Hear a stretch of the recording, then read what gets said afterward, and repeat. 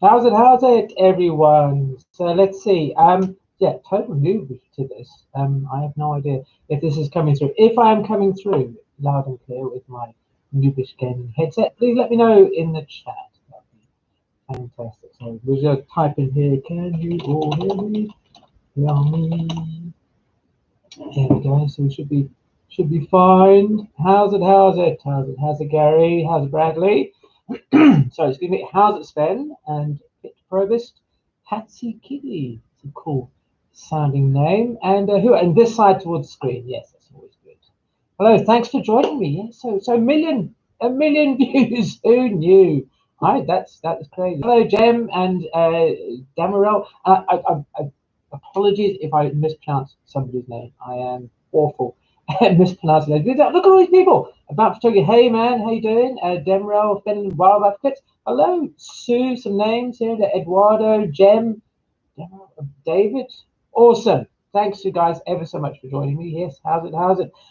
So who knew? Back in when was it? The end of November last year when I uploaded my first Richard Avedon video after taking, I think it must have been a month almost to make that one video. That here we will be sitting at the beginning of August with 35,500 subscribers, yeah, a million views and stuff, and a whole big chat bar of people just listening to hear, being part of this wonderful community. So thank you. I mean, really, from the bottom of my heart, to all of you, for being part of this and for watching the videos and making me feel like there is a point to making them. Because I must say, in the early days, obviously when you start a YouTube channel, I think my mum watched one of the videos and my dad, what sort of things. And it was just, yeah, I would get like 10 views on a video. I'd be like, wow, I got 10 views and stuff. And I would never have imagined that that the response would be so absolutely crazy, and it happened. Oh God, like almost just overnight. At the beginning of the year, I think I had 100 subscribers, and then towards the end of March, the gods of YouTube they smiled on us and they went, "I will promote your video to somebody, to you lovely people." And there we go. So Finland has asked about a little Q&A, and I think that might be in the offing. I did, one of the reasons I asked earlier on one of the chat poll things about how new or how recently people found the channel is that obviously I've been going since November, but I don't really know how much of a background so people know about why I sort of started the channel. And this seems like a good place, seeing as we've reached a really good milestone, just to sort of give you a bit of background in case you don't know. And so I thought for a few years now, most of us, are familiar with Ted Forbes and the art of photography. And I must say, I really enjoy his videos and the way he talks about photography. And it got to a point where the videos he was creating just weren't really resonating with me much anymore, and I wanted to see, I wanted to well, basically wanted to watch videos like he used to produce, and so I thought, well, if he's not doing it anymore, then maybe somebody else will come along. So the idea was always on the back burner and never really happened. Then of course C19 came along, and that kind of scuppered my studio work slightly. So it gave me some sort of impetus and some time to do it. So I basically just made videos that I wanted to see, and took all my experiences from photo school and my experiences as a working photographer, and sort of just channeled them all into the videos. So here we are. I see that Pitt says he's sort of a suggestion from a Ted Forbes video, and that's the thing. There's a lot of crossover between them, and I think it's always helpful, and that's why I always said that people who are making these kind of videos, we're not really in competition with each other. Certainly, I don't see it as being in competition. Is it a bit muffled? I'm sorry. This is a very old headset, and it's not particularly great. So if it is really iffy, then I'm going to get a new headset if you're going to do this. So bear in mind. Thanks, Daniel, for the super sticker. That was awesome. Yeah, I'm going to get a new headset. So that's the thing. So one of the things, yes, we're talking about sort of super chats and super stickers, is that when people support me on Buy Me a Coffee and through subscriptions to the channel, what have you, it goes back into the channel. So sound, as everybody keeps pointing out, is my Achilles heel. That is the thing that really has been a real issue with it. So I bought a new thing using the using some support from the channel. So you know, so that's kind of, it all builds up and gets better, and a new headset or a new boom mic actually would be in order. But lovely, yeah. So if you've got any questions, as Fenland asked, feel free to ask them in the comment. I'll see if I can get through to them. If you've got something very specific that you'd like answered that you may feel probably wouldn't come up, feel free to do like a super chat or something like that, and that will also stick in there so we can actually sort of see it. And how's it, John, from New York City? Hey, what time is it there? Yeah, Robert, unfortunately, this is a very basic setup in YouTube, and I don't seem to be able to have the control over the gain for the mic or anything like that, which kind of sucks. I'll put it as close to my mouth as is entirely possible. But as I said, this is the first for me. It will improve. But thank you for being here. Oh, 3 p.m.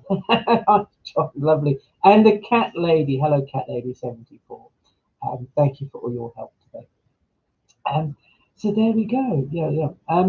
Lovely. So yes, if you've got any questions, feel free just drop them in the chat and what have you. Now, Fenland, you are saying you like the specific photographer videos, you know, that I was talking about. So like obviously doing kind of a showcase on individual photographers, and I must say I do like doing those too, and it's been actually very interesting because obviously I think like most people just tend to know about a photographer through through books. So it's kind of this little selection of the books that I have, and they don't really give you obviously too much of a background to the person. So by putting together an episode about a photographer, certainly when there's quite a background on it, it's interesting because also then I need to sort of talk about it, and they do say the best way to learn something is to teach, and that's been a great thing for me to rediscover photographers who I am very keen on, who I like talking about, and to find little nuggets and then bits of information that I didn't know, and then I can get to share with you guys. So that's really fantastic, to sort of see. And I see we have somebody from Florida. Hey, I spent some time in Tampa back in the day. John's asking, what is my favorite photographic genre? Interesting. I just before I went into photo school, I wanted to be a photojournalist. That was kind of my bag, I think, essentially, if you want to call it that. And this was in South Africa in '94. So there was lots of opportunity for photojournalism going on, and certainly the photo school was quite leaning towards photojournalism and commercial heavily. I then thought I wanted to be a landscape photographer, and I really enjoyed that. I enjoyed that quietness of doing all of the landscape, and then for various reasons I specialized in portraiture. I've been doing portraiture, so it's a very roundabout way of sort of saying that my favorite genre of photography. I don't think I actually have one specific genre. I think it's I like little bits of also, like, for example, I like landscape, but I don't like all landscape. I think that's a fairly obvious sort of thing to say. And I like portraiture, so maybe it seems like a cop out to say I like all photography. All photography is my favorite. I think more than just genre, it's more kind of people who kind of the way that they speak. I don't know if that sort of makes sense. Yeah, I don't know if that's very good at answering your question there, John. But it's this kind of thing where there's photography that resonates with you, and it reaches out and it touches you, and you can't really sort of say exactly why. It's a bit like music, you know. If you look at my iPhone and my iTunes and all that sort of stuff, my music is all over the place. You know, I've got industrial thrash metal, and then Neil Diamond, because you know, why not? You know, so it's a very much of a broad sort of mix. So there we go. Who we got? So there we go. Right. Okay. So Mike. So Mike, so what message do you want to bring to the world photographic community, and how would I like to be remembered? Um, it's I think the world's a big place. I just basically I want to share with you guys, and obviously you seem to enjoy it, what photography is. It's such a cool, great thing that I love talking about. And as you all fairly, you know, I don't like the gear. The gear is it is what it is, and it's fun and stuff. But I want people to realize that when they jump in that big pool of photography and they swim around, they get lovely and warm and you know just relaxed in it, that it can make the enjoyment of the whole art form so much more, right? That it doesn't have to be a very fidgety, pixel peeping, nuts and bolts, very precise sort of thing. That photography has a soul to it, and that really should just be expressed in as many ways as possible. And I really, what I'd like to do, if anything, is to help kickstart this sort of feel and this movement on YouTube, which I think is starting to come along, where more and more people focus not so much on the gear, but on the actual art form, why we take photographs. And the more that people can see that this is a viable thing to talk about on YouTube and what have you, then I hope that the more that people are going to be inspired to make their own channels, just as much as Ted inspired me to make this one. So I hope that. So in terms of having been remembered in photographic history, maybe I'll be the guy who went live by accident. That will be the thing that everybody remembers. Bobby Cantona, hi from Ghana. How you doing? Yeah, you're asking about some African photographers, and in that book there, I don't know if you can see on the shelf there, it says the Oxford Companion to the Photograph. There's a huge section on African photographers, and I have wanted to cover probably some South African photographers first, because that's kind of what I'm mostly familiar with. And one of the real problems I've had is trying to find information about them, and that's always been a bit of a stumbling block. There's a guy, I believe I wanted to do a video about a guy called Joe Kamalo, and there was so little information about him, and there was so little of his work available online, that it made it it would have been like a 30-second video, and it's so hard to find. So what I'm going to sort of try and do is actually go to that book, because there's a whole bunch of stuff in there, especially about sort of East African photography, and there's like things like, oh, you know, there were daguerreotype studios in sort of, I think Mombasa or somewhere like that, you know, in the 1870s. It's crazy to think, just, you know, a few years after photography, you know, got going, obviously the daguerreotype, that it was across the world, you know, and so it's a thing that I would really like to get into, because people have sort of said, obviously, that predominantly the channel tends to focus on sort of Western white male photographers, and that's, I think, just a happen, you know, circumstance, that those tend to be the photographers who are most prevalent, the most, I won't say popular, that's probably the wrong word, but they, you know, if you look through books, those are the names that crop up again and again. So finding, hey Ravenstone, whereabouts in Joburg are you from, man? You know, about finding people outside of that, and trying to bring them to a wider audience. So thank you for the reminder, to get some more of these kind of guys who are, you know, sort of Africa, South America, you know, Australia, sort of Forest and what have you. So definitely looking to sort of bring some more of that in. There's Leti, I don't know if that's how you pronounce it. Hi from Brazil. Yes, thank you. There's Sven, the 60-second photo tips. That was way back when I was trying to find out what would be working quite well for the channel, and that's when Shorts. I don't know if you guys are familiar with YouTube Shorts, that kind of got going up. That I was experimenting with little things. If it's something that people would be interested in having, you know, little 60-second tips, then say, oh, Rambo, how's man? I used to go to Whitehorse back in my clubbing days. Yeah, having those 60 seconds, they're kind of useful, but I also feel that they sort of started drifting away a little bit from what I felt the channel should be. Certainly back then when I was experimenting with things. And again, it's a useful thing, I think, to put on as an idea, to see what you guys are interested in hearing, you know, or seeing rather.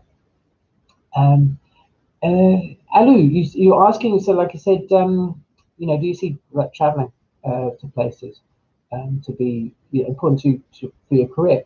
To be honest, I don't know if I'm necessarily the right person to ask that. I've tended to just kind of work wherever I've found myself, so I haven't necessarily gone places to try and pursue a photographic career. I think if you wanted to be, say, like a fashion photographer or something like that, then you probably really should be around areas, you know, New York and that sort of thing, where there's a community for that sort of thing, because you can start to network. And networking, I think, beyond anything within any genre that you're going to work in, is absolutely paramount. So you need to be where the people you can network with are. So in that respect, I think yes, you probably should consider moving, especially if, like me right now, you live out in the sticks where there is actually zero fashion industry. You know, if you want to be a fashion photographer, you know, so that's kind of sort of thing. Yeah, Finland. I know you keep like with the wildlife and stuff. And I'm trying to think of who is that guy. He does all the elephants and what have you. He's a British photographer, and his name completely slips my mind. But if you drop it in the chat, do it in the chat so I can see it. You know, they might be worth sort of looking at, and certainly obviously the wildlife thing. You know, have you seen Herbert's Africa? That might, I know it's not quite wildlife, but those sort of things, you know, yes, they are sort of worth looking at. And I have a list as long as my arm of people we could talk about. And if I didn't have a life outside of this room, and you know, other commitments, like we're moving house at the moment, we're in the process of moving house, I would just sit and make tons of videos. I think because in terms of ideas, I probably have 10,000. So sort of Jem and Sue, you know, a lot of people are asking about sort of favorites, you know, about sort of favorite photographers. I don't have necessarily a favorite photographer. It tends to sort of shift. There are some people I come back to again and again. I don't know if you saw the recent video about Obi Alberhauta. He is one of my favorite photographers for a variety of reasons. I think photographically, I quite like his style.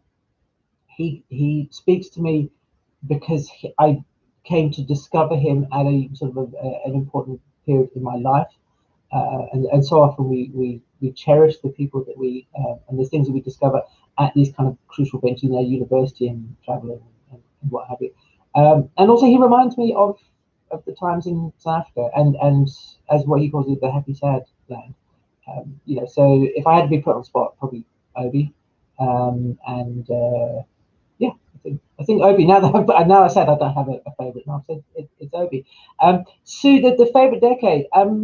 I think, you know, that 70s, 80s period, and that's probably because that's when I was younger. And going back to that idea of that's what I was exposed to begin with. And when I look at those photographs, especially because they're so obviously shot on on slide film and print film, that they have a very different feel to them. So they have a very certainly to modernize, a very unprocessed kind of look to them.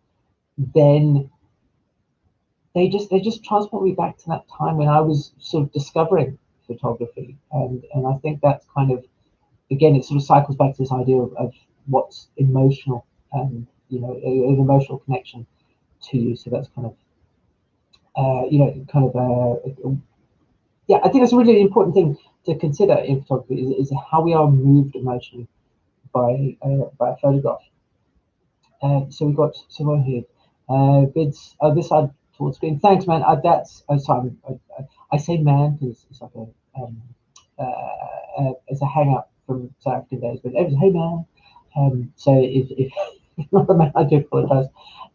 So this side before towards screen. So Bids have been so helpful starting out, especially once it covers social media. And yeah, I think that's what you're talking about, keeping fun in the process. And that was doubly true for me. After there was one video recently, a photographer from America, he emailed me and he said, I really like your videos, but you're starting to become quite serious. Very moody and serious. And it reminded me that also, you know, I make these videos to have fun, to share, you know, things that I find fun and exciting with you guys. So it's useful, I think, from both things to make them, because it's almost like quite often I'm actually talking to myself, and a lot of those things about the social media thing, you know, thoughts about social media are kind of just a reminder to me also to not get hung up on that sort of thing. And if it's something that you want to do, then by all means, you know, do it and be active and be part of those communities. But don't think that it's I don't know, that it's kind of the thing that you must hang your hat on. You know, and a lot of people do find it useful, and certainly from a professional standpoint, you know, the Instagram places have been exceptionally handy for people finding work and what have you. But it's just, it should be fun ultimately. And if you start chasing likes, and if you start doing that, and that's why you're doing things, and that's when you get head up because your image didn't get, you know, 100 likes in an hour or something, then I think we should all question why it is that we do things. And that goes the same for the YouTube videos. And you know, some videos do really well, and some videos that I put a lot of effort into, and I think everyone's gonna love this, and it's just like but that's not true, because still, you know, there's you know, 2,000-4,000 people watch it, and it's like, wow, 4,000 people watch me talk about something, and I still find it's crazy. And I was saying to my wife just before I went on tonight that I have never been this nervous before doing anything on YouTube. Even when I sat with the Richard Avedon video, which was the first one I did, and I hit upload and went bonk, and I was like, oh, yeah. Even then I didn't. Yeah, probably because I could run away off the upload. Oh, there we go. So we got a whole bunch of questions here. Thanks, Jamie. That's pretty awesome. Walter Lewis. Is his name Lewis? Lewis? Because I'm assuming he's Dutch. Walter Lewis, something like that. We should say. So if anybody knows, let me know. Robert's asking about mixing black and white. Mixing black and white and color. And each of them have their place, obviously. It depends. I mean, as a portfolio, you'd probably be showing individual images at a time. So don't think it really matters too much, because you're sort of showing one. So the biggest thing with black and white and color together is when you're doing, so like in the wedding album, for example, if you have a page, and I don't have any books next to me, so you have so there's more whatever. So if you have a color image this side and a black and white image this side, they will start fighting against each other. So on a complete spread, you want either complete color or complete black and white, so they're not jarring with each other. So really, that's kind of what you want to think about, is more this flow of how your images go. If you are doing actual print portfolios where you have a um, uh, we have a say in how the images are displayed in what order. Then one of the things I was told when I was quite younger is to have your second best image on the top of the pile, then the weakest from this collection of photos, not the worst, because obviously there's only bad pictures in the photo, but what you consider the weakest. Oh, sorry. Put the best one first, the weakest one second, and then your second best at the end of the pile, and then sort of flow them through there. And if there's a specific order you'd like to have because in terms of the narrative or something, then do that. But if you do the best one first, obviously people go, wow, that's pretty cool. Then they go, it's okay. But then it gets progressively better as they go through. Again, it's something I used to do, but I'm not an expert in it. But it's probably something just to consider. Do think about it as a whole, all the way through. Franklin's asking about sort of YouTube channels to follow. Obviously, there's TED. I don't think any discussion about YouTube channels could be, especially photography, could be complete without talking about TED. There's a couple more that have sort of popped up. Let me just bring up the list of people who do pop up on my who am I subscribed to? Let's see. So there's About Photography, who I think is on here. He was on here earlier, but he's there. David Yarrow, that's it. Well done, thank you, Ivar. Yes. So we got About Photography.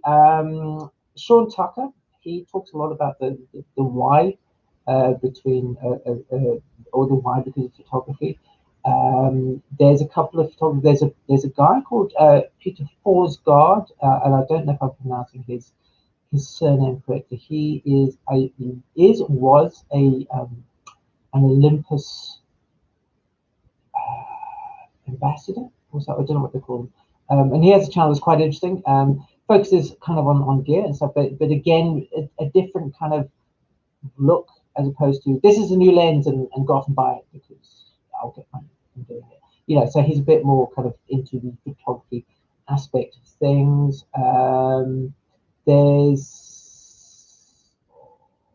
just looking through all these people. There's I've totally forgotten her name now, and I'm flicking through her book. T Hopper. There we go. So she does some very good videos about individual photographers, and that's always quite good. I like that, and I think this is going back to what I was saying earlier about how people are. If we support each other, if the people who like myself who make these kind of videos give shout outs to other people, say look, go and check out the video, then it encourages more people to do it, because there's an awful lot of people who are exceptionally knowledgeable about photography, massively so. But I think that they don't think that there's an audience for what they have to say. Sorry, just excuse me. Oh, yes, there's low alcohol beer. I'm getting old. They feel that there's no audience, that there's nobody who wants to watch what it is they do, and maybe 5 years ago that was true. If you look up for a lot of videos, especially when I'm doing some research, for example, you look at videos and they're from 5, 7, 8 years ago about famous photographers who have got maybe 1,000 views. So I think people would look at, and I felt that kind of also originally, that nobody wants to watch a video about Desiree Dolan or Obi Oberhauser. Evidently, that's not true. So I think the more that we can support everybody, that we can then, just look, that we can sort of grow as a community and all enjoy everybody's take on photographs, because I think that's an important aspect to remember, is that what I talk about is it's my perspective. on things, and it doesn't always match with everybody else's, and that's okay, because it's not supposed to match with everybody else's. Just as much as your photography is not supposed to be be liked by everyone else. You make it for yourself, and you say, this is what I make, and if you like this, then that's fantastic. But it's just my, it's your take on what you saw, and that's always the beauty about things, that you could put 3 or 4 people in the same room talking about a specific photographer and get very different takes on it, because we all interpret it differently. We all put it through our own personal filters, and then put our personalities into the way we interpret that image. And that's one of the great things about watching people talk about photography on channel. It is Adnam's ghost ship. Yes, well spotted. Yeah, Dennis, I think he is from Helsinki. Yeah. Yes, and that's thing, I don't, one of the things, because I see there's been a couple of people talking about gear in the comments, and it's I don't want to be like a bashing on gear thing, because it's this channel shouldn't be, and I really don't want, I think back in cards today, I don't really want to be the sort of guy who goes, oh yeah, come to me because we're not going to talk about gear, and tell people that they're wrong for talking about gear, because that's, of course, is not the case at all. It's everything has its place, everything has a role to play, and it's just, gear does feel like it's pushed on YouTube, as Pitt kind of sort of felt, mostly because it boils down to money. There's no, well, let's rephrase that. People, I think, primarily come onto YouTube to try and make money from it, and that's fine. There's absolutely nothing wrong with it, and quite frankly, I do too. But most people, I think, go, oh, we'll do photography because we can do affiliate stuff for lenses, and it also gives them something to talk about. Instead of sitting there going, what am I going to talk about today? What am I going to share with my audience? What am I going to involve them with? What sort of things would I like to share with them? I know, we'll talk about a great photographer, or how social media might do so. But for a lot of people, they'll just go, do you know what? I'll talk about, hey, we've got this Tascam here today, so I'm going to do a 10-minute video on the Tascam DR05X, and tell you why it's such a good, or is it? We don't know. We'll find out at the end. It's that sort of thing. And then they stick a bunch of affiliate links in there. So there's a proliferation of those, and of course, I didn't feel those types of videos within the photography realm. So it feels like those are what everybody watches, because they just get pushed. The more that you start watching my videos, and Sean Tucker's, Sean Taylor's South Concern. Don't know where that popped up from. Yeah, Ted Forbes and stuff, what have you. That and so T Harper. That YouTube will start pulling out people from the ether, and they go, you might like this person. A lot of you found me because of Ted Forbes' videos, right? So and most likely a Ted Forbes video where he's talking about some art of photography, and I also get some traffic from some Sean Tucker's videos. So that's the algorithm of the work. So saying, you watched this and you enjoyed it, here's somebody you could try. So if you kind of go, and I go, well, try T Hopper and try so-and-so and try, so about photography and all these sort of guys, then it will start, YouTube will start going, maybe you'd like to this, maybe you'd like to try that. So that's kind of where we're starting to chisel away at this thing where we just get shoveled gear review after gear review after gear review. And one of the little tricks that you can use, or a YouTube hack, is when on your browse home screen, if there are videos that you don't like, or you have no interest in watching, there's three little dots next to them. If you click that and it will say, don't recommend channel, not interested, what have you. If you start doing that, if you start telling YouTube, I don't like this video. So if it's somebody just going, hey, I've got the new, 0.95, 50mm super duper thing, and you go, damn, I'm not interested in lens reviews, then it will stop showing you those sort of things. So give it a whirl. But I think that's kind of, sort of why there's this proliferation of gear. Faisal Westcott, not heard of it. But there you go. See now, Faisal Westcott. Go type in. Westcott. He says he's typing. So there we go. You see, I've never heard of him, but and then you go. Because the first video is like his links to change on my street photography, but that's fine, because what we're looking for is people who talk about photography in a kind of more, I don't want to say highbrow, because that's certainly not the way, but more the why of photography, and I think that's what this channel, I really want it to be about, is talking about the why of photography. And if you have any suggestions about other videos or other channels that talk about the why, I just think it'd be a really good thing if you leave them in the comments or drop me an email. My email's on the channel homepage. I do try and get to respond to all of them. But yeah, sort of drop me an email and let me know about channels that talk about why. Because if you put together a list, at least then people can find it, and hopefully give them some support. And speaking of support,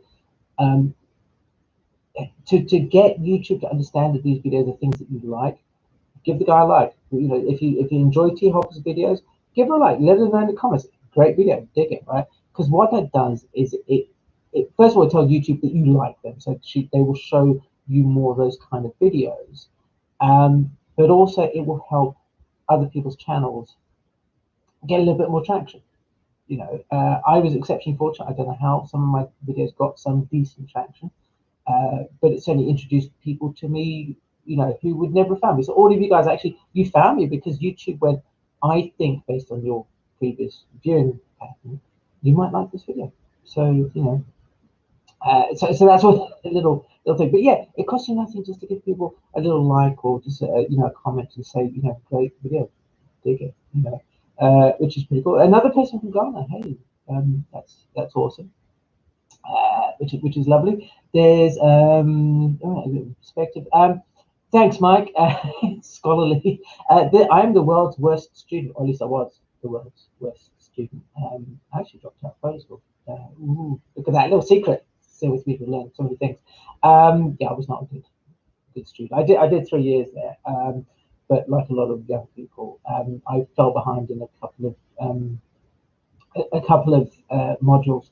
And I got to the third year and I went, oh, I know so much. I don't need a piece of paper to be so I took my ball and I went home. Which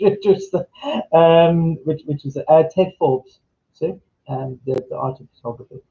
The so it was a, so I'm glad to think that you think it's like scholarly, without being stuffy. I think probably because I do read a lot, and somebody was asking, I was Alistair beneath you, my brother's called Alistair,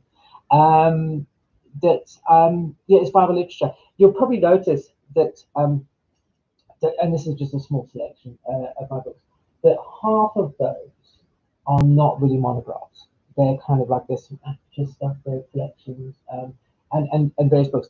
They are, some of them can be quite dry reading, which is not always a great thing.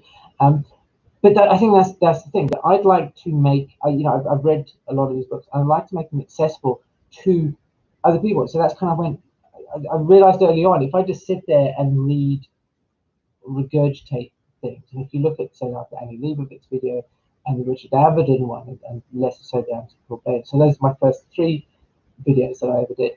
But they are a little bit more kind of, Richard Avedon was born in 1925, and he got his first camera in 1930 or other, and then he joined the Navy, and and that can be a very kind of, I don't want to watch it. This is just a biography of somebody. So I've taken that approach of kind of trying to make things accessible with the story driven narrative, and put the concepts that are in these books into a format that people like yourselves can enjoy experiencing, as opposed to feeling like it's a lecture or something, in a real world context. Susan Sontag talks tons about photography, but I don't know any. I've never been in a room where we've had a real wow discussion about Susan Sontag, because it can be very, it can be very dry. So by making things interesting, by making them accessible, then it will be a way of saying to people who've maybe only just picked a camera, or don't know any of the terms. I think this is an important thing, that this isn't a highbrow exclusive club that you need to know things to be a member. You need the secret handshake. Do you want to be a Mason? The old Monty Python saying. But it's it's just all those things that we had at photo school, and in an educational environment, and just saying to people, look, this is cool, and this is how you can get, and this is why it's good for you, and I'm glad that it is accessible. It's a bit of a waffle there, which is also why I script my videos, because I'm going off. But as, I'm glad that you guys are really enjoying it, and it is. It's still, it makes me so happy to see people in the comments go, this is really amazing, and I had no idea that this person, thank you for introducing me to this photographer, or this kind of concept, and it's helped me revitalize my photography, or reinvigorate my photography, and reconnect it, and and that's kind of what it boils down to, is that I love photography, and I disconnected from my own photography, and I will talk about this in actual videos coming out, since I won't go into too much. But this channel has also not only helped you wonderful people, and I was going to say most of the million people who've watched, I still can't, wow, a million people, have re-energize themselves. Go, do you know, this is great. I love photography, and it's helped me as well. I think 24 months ago, I was ready to put down a camera. I did not like looking at any of those books because they made me sad. And now all that's changed. Now I've rediscovered, my what drove me to pick up a camera in the first place. And I have also had emails from people going, they're trying to bankrupt me by these photo books, and I'm doing the same. I've bought so many recently, because I talk about stuff in the videos, and then I get reminded that I like this person or whatever. So I often have to see, oh look, there's a special, and then people send me specials for cash, and then Tash and tempt me again. So yeah, so it's been really fantastic. And Sue, you've mentioned the Guardian there. That's very interesting, because I was just looking up some things the other day, and yes, the Guardian. For those of you who are not in the UK, the Guardian is a newspaper, and they have an online section, which I think is behind a paywall. That has some really good articles about photography, and individual photographers, and certainly going a little bit more off piste. So photographers who you may not have heard of. And I tend to kind of, for the most part, stay on a fairly kind of middle of the road with the photography. There are some photographers I would very much like to feature, and one of those things is that it is tricky, because again, going back to what I was saying about trying to find information about the photographer that's enough to make the video interesting. Because as much as I enjoy talking about the images and how they feel and stuff, it's always nice to have a story. You don't want to spend 12 minutes of me saying I like the colour and stuff like that. So it's nice to have sort of some stories. Yeah. But yes. We met Ted Forbes. So everybody talks like, oh, Ted. That's how you know you've made it, when people just refer to you by your first name. Oh, Ted. Yeah, love Ted. Yes, it's Ted Forbes. Yes, it's good. Yeah. And some people saying yes, the Guardian is still free, which is good. Tyler Shields, hey man, thanks ever so much. Yes, I saw when you subscribed, I was like, oh, that's awesome. Yeah, so thanks for being here. Yeah, I'd love to do an interview with you one day if you're up for it. Yeah, it's one of these sort of things that we talk about. Oh, hey Daniel, thanks ever so much. Yes, you're right. He's talking about sort of happiness. As a new photographer, I wasn't shooting some things in case I didn't feel that they were interesting to share. This is a question that I think a lot of people come to. They get a camera and they're like, "What should I photograph?" I said, "Photograph whatever you want, man. It's what moves you. Don't think that you have to photograph something. If I think about the very first thing that I photographed with my thing, it was that little Spider-Man camera, which sorry, my 3-year-old is running off with it. Little toy Spider-Man camera, like a 124 or something. And I photographed Andrew from next door in front of our front door in the house in the UK. And it was just him, mucking around, just doing his thing. And that kind of sort of stuck with me, that you should just photograph whatever makes you happy, whatever comes from in here.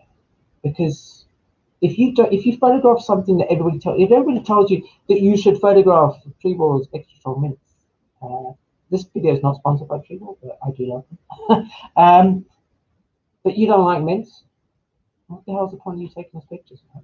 It's if I think about the photographs that I've taken in my life for things that I don't want to do or didn't really want to do, they're not as good because I'm sort of shoehorning myself into taking pictures.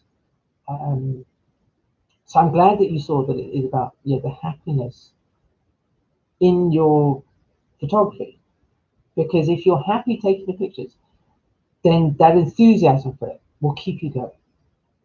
At the beginning, certainly in the early days, there's the technical challenges to get through, and you kind of and you get these the sense of accomplishment by being better, by being technically more proficient. But it is that happiness that keeps you going. And if you haven't watched the video I did recently about Obi Oberhalter, then please do go and check it out, because Obi is a fantastic example of somebody who photographs for the pure joy and the pure love of doing it, and he has fun with it as well, which I think is great to see, which is really nice. And thanks thanks for that. It's looking at so DG was saying about sort of books that Beyond Words, is that the guy who used to be in Edinburgh? Because there is a there was a guy. I lived in Edinburgh for a while, and on Coburn Street there was a guy called Beyond Words, and I think it's possibly the same. But unfortunately, they as is the way with most photographic specialist bookstores, they closed, and now it's a Harry Potter rubbishy gift shop, which kind of tells you everything you need to know about the modern world. Yeah. Oh, do you know why? Because it's a rubbishy webcam, and every time I do this with my arm, I think it looks, because it's looking at all the different colors behind here. So kind of so it's one of those things. Again, this is the early days. You will look back on this day of TPE webcamming-ness. Well, I said you will 5 years time and go, oh my god, no. Thanks for being here, Bradley. That was awesome, man. Washington State. One day I'm going to get over to to the West Coast, because it looks fantastic there. And then we get somebody from San Francisco, so more West Coast people are coming up, which is evidently going across the world. Hey, asking if we could give a shout out to my son Ross in Ireland. Yeah, hey Ross in Ireland. G'day, not g'day. Wrong island. Yeah, this is Ireland. Yeah, hey Ross, thanks for being here. And Shamrock Island. So that's fantastic. You know, good. Thanks. It's always lovely. I was really nervous about doing this. But it's a lot of fun. You know, I'm gonna keep going. Yes, it's yeah, go Bulldogs. Yes, we said it is a bit of a running joke, and I was just saying to everybody, because this is the first time I'm doing a live stream, that I sort of sat with. I want to try and keep it simple, so I'm doing YouTube's webcam live stream option. So there's no way of fiddling with the audio settings and stuff, and I'm using my old gaming headset. So the next one I'm going to do, I'll have actually some time to set up and get it done properly using OBS, which is some other sort of software. But it was befuddling my brain a little bit. So I thought rather just let's keep it simple, for the sake of some iffy audio. But yes, it is my trademark. Come for the pictures and stay for the audio. So where was it? Yes. Where am I located? Yes, I'm in the UK. I was born in the UK, grew up in South Africa. See, that's the color balance. It's when I scratch my head. Maybe there's something about when I scratch my head. It's just it's a chip in my brain. Yeah, I was born in the UK, grew up in South Africa, and then in 2012, my wife and I moved back to the UK. So now I'm currently in Suffolk, which is really nice. Out in the countryside, nice and quiet, which is cool. But it does mean I have really crappy broadband. So this is actually 4G broadband with the 4G router dangling out of the window. So it gets a decent upload speed, because you know TPE is nothing but technically like up here. Okay? We are just it's Heath Robinson style here, which is some sort of thing. Thanks, David. My down to earth enthusiasm. I really, you know, it's as you can sort of see, this is kind of more me. You know, I love talking about, and the videos I take a little bit more seriously. You know. Otherwise, it'll just be like an hour of me walking. So I need to have a bit of structure to which is quite nice. Hey, some people from Canada, and what have you. Yes. Oh yeah. Beyond words. Yeah. That is. Yeah. That was a guy. I just love going in there. And there was a dark room down the bottom of Corinne Street. Talking about the 2000s. Which is pretty cool. Nigel, you're asking about doing a photography degree at uni.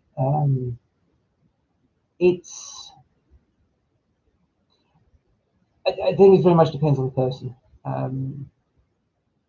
Did it help my career at all? Not particularly. I think it gave me a decent grounding. But there's nothing that I learned at photo school that I couldn't have picked up elsewhere. And also from reading or from talking to other people who are involved in tertiary education for photography, my course, which in the UK would be kind of like considered a city and guilds or something like that, it was a national diploma, was somewhat unusual in so much as we did both theoretical, theoretical, technical, and what was usually called sort of BizCom. So that's kind of the why, you know, how to speak visually. So we did all of those. Whereas I believe, certainly in the UK for a lot of uni courses, that it's either or very theoretical. So like kind of the, you know, like Susan Sontag kind of stuff, and I'm very kind of strokey beard sort of thing, and no practical, or it's completely practical with no why attached to it. So it would be useful to go the study from learning about things, getting some connections, you know, and becoming technically proficient. But there is nothing that I was taught at photo school that I couldn't learn on the job. You know, if you're willing to find somebody who would actually teach you, and that's always kind of a thing. I think you're gonna.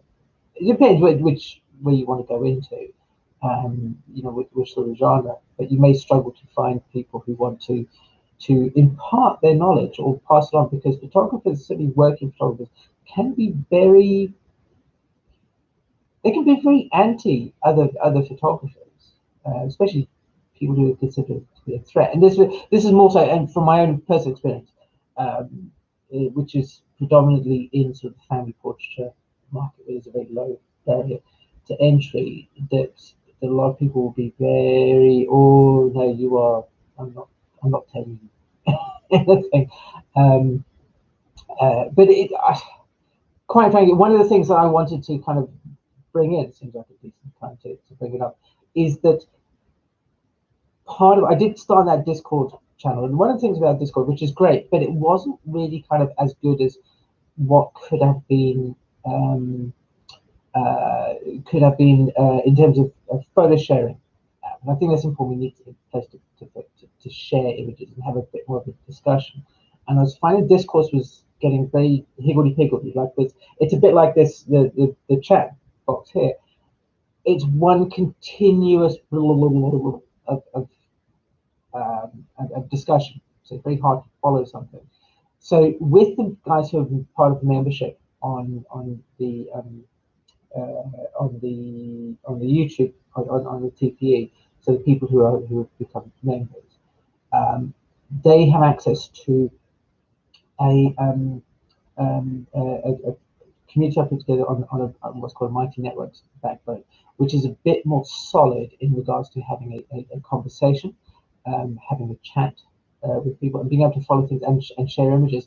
And this is kind of getting closer to this idea of education, of passing on the environment that I experienced as a student, which I think is probably the most beneficial thing of going to photo school, is to talk to other people, to be exposed to other photographers about ways of photographing things. And that's what you're not going to get from doing things on the job, because you'll get one person's observation about how to do things. So being in photo school, you will get exposed to a whole bunch. So that's why I started putting it together. And there are links in the description below. And V Aldrich, hey, welcome. She's just joined part of that. So if you go on there, you click on that in the posts thing, once you've joined as a member, you'll see a link to the Mighty Networks group, which you're welcome to join. If you didn't want to do anything through YouTube, there's a link to go directly where you can get like a month to check it out, come and see what it's like.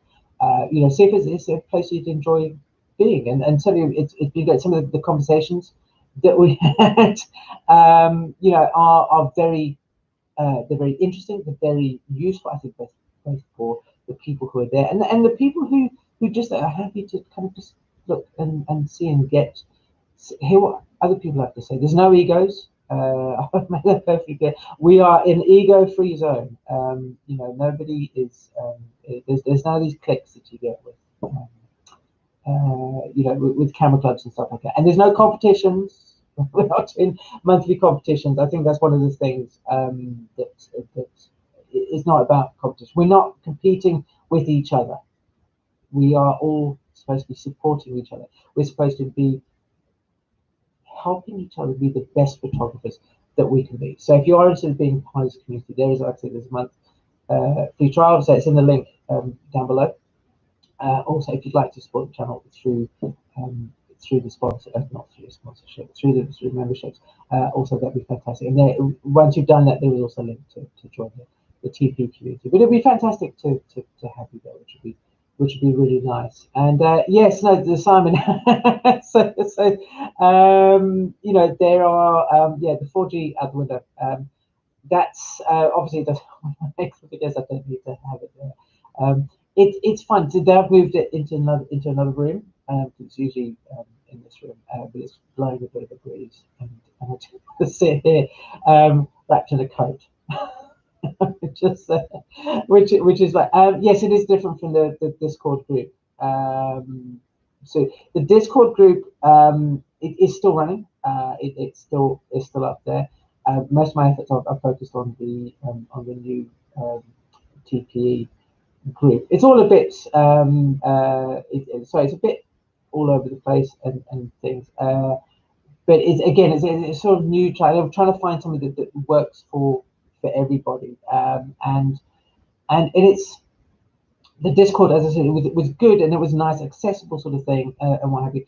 But it didn't feel like it was the right platform to really to create that community feeling, to create this feel that there's people all working together as opposed to just a lot of people shouting, which is kind of sort of it was a thing, and I've kind of made the decision to kind of keep it not as a free for all, but as something that's for members or what have you, because I find is when things are free, and we've all been part of Facebook groups and all these sort of things that there is no requirement to join, that they peter out because people don't have an impetus to not necessarily be part of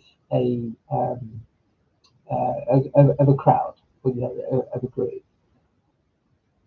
but they will just dip in and out whenever they feel like it, and eventually they'll just drift away because they don't have any skin in the game, as it were.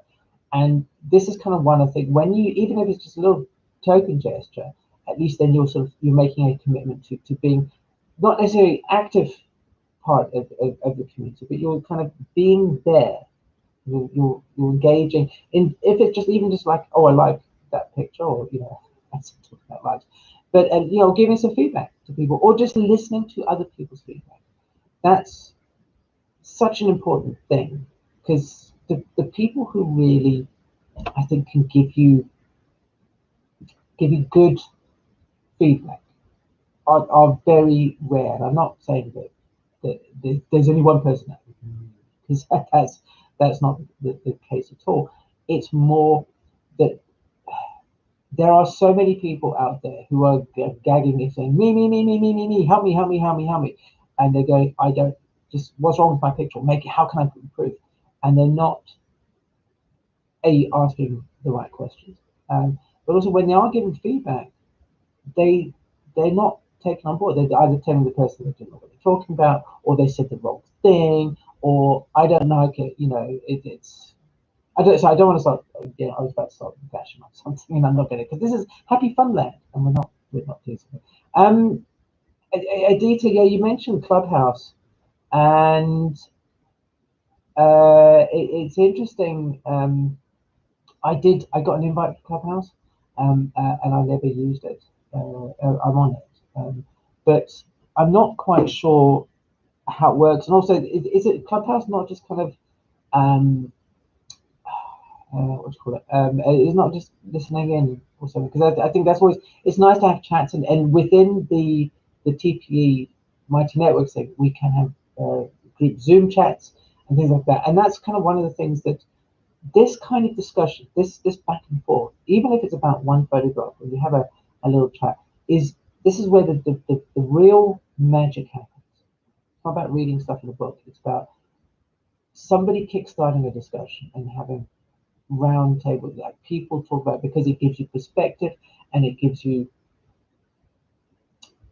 a viewpoint, which of course is perspective, about how things can see from a different way, and how you can improve your photography by seeing what other people see in other pictures, because it might just kickstart something in there. And that's so I spent all day running around. I went to go pick up some chairs, then I had to go, I did my last ever sale in my studio today. Again, that'll be in my other video. Thank you, Nicholas. That's very kind of you. And this is actually, again, without this is sort of 0.5%. Yeah, it's a thing. But thank you. It is actually an IPA. It's from Edmonds, which is a brewery down on the coast near here. So something. Also, Paul was saying about sort of buying me a coffee, and things like that. So all of these things, they are, they obviously help support the channel. You know, that they help, you know, you to buy better sound and stuff, you know, and what have you. And I really do so much appreciate it. So, you know, anything that you guys do, it really, it's every time I'm amazed. It's like the first time somebody paid me money for a picture.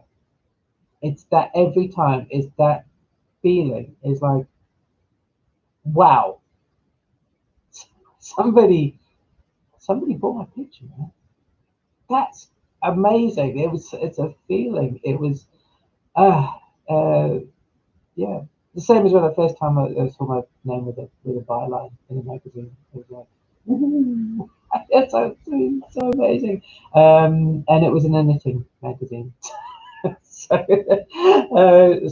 Yeah, so not quite you know, the rock and roll Hall of Fame thing that I could do with a picture of somebody outside of a shop who sold knitting needles. So there you go. Yeah, I did not know the art school to take that picture, but it's the first picture I ever got a byline on, so it's like awesome. I love it. Oh, Steve, thank you ever so much. Yeah, for joining, and that's absolutely fantastic. Thank you ever so much. Yeah, hi Vintage Click, thanks for being here. How's it? You know, Demirel, sorry if I can't pronounce your name, I do apologize. A romantic videos about photography art. Thank you. Yeah, romantic videos. I love that. See, this is the kind of thing. This is why I do it, because I love sharing with the photography with you guys, and then people say it's a romantic video. I love it. It's absolutely wonderful. Yeah, Aldrich, it is, isn't it? It's crazy the first time, people talk about these sort of things. You know, so it's been an incredible journey. I absolutely love the fact that everybody seems to really get a kick from from the videos that I produce, and it means so very much to me. I I can't actually begin to tell you that my experiences with TPE and the people who I've met and the opportunities that have come my way so far, have been amazing. It's just like I can't believe it's like the Desiree Doran video. She said like she saw the video, and the studio got in touch with me and said, "Hey, we really like your video." And Desiree was to send you a copy of her book. And I said, "Oh yeah, that's awesome."